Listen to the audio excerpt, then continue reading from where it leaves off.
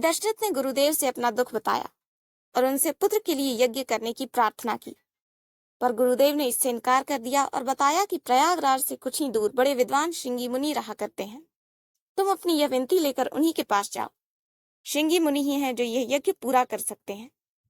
वे रिश्ते में तुम्हारे दामाद होने के कारण तुम्हें मना नहीं करेंगे।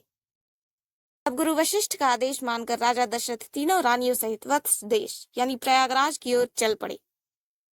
हो चल प्रयाग की ओर महीप, पाने रघुकुल के कुलदीप। श्रृंगी आश्रम भूप पधारे, आए मुनि के चरण पखारे। कीन्हे राजा ऋषि से आग्रह, मुनिराज तब किए अनुग्रह। मान गए बिनती ऋषि ज्ञानी, पहुँचे नृपति संग रजधानी। अवध में छाया आनंद भारी, मगनपुरी के सब नर नारी। मुनिवर हुए यज्ञ को राजी, खुशियाँ छाई अवधपुर साजी। गूंजे मुनिवर के जयकारे,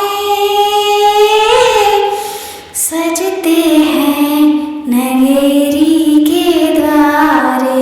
पुष्पलता की लगी भरमार, दीप जलाते सब नर नार। हरियाली बसंत में छाई, ऋषि श्रृंगी को बेला भाई। मुनि कहे ना देर लगाए, आरंभ अब शुभ यज्ञ कराए। मुदित प्रजा है मुदित मही, जलते कपूर धूप और दीप। जहाँ दिशि से आए भूप, शुरू हुआ तब यज्ञ अनूप। प्रथम नृप ने सुमेध का यज्ञ कर लिया पूर्ण, सुत कामोष्ठी यज्ञ से फिर किया देव आवाहन। प्रयाग पहुंचकर राजा ने मुनिराज से पुत्र कामेष्टि यज्ञ करने की प्रार्थना की, जिसके लिए ऋषि श्रृंगी तुरंत तैयार हो गए और दशरथ के साथ अवधपुरी में आ गए। ऋषिराज का आना सुनकर पुरवासी भी मगन हो गए। चारों ओर सुंदरता छा गई, सारी नगरी दीपमालाओं से जगमगा उठी। खुशी का कोई पारावार न था। इस महायज्ञ का कोई जोड़ न था।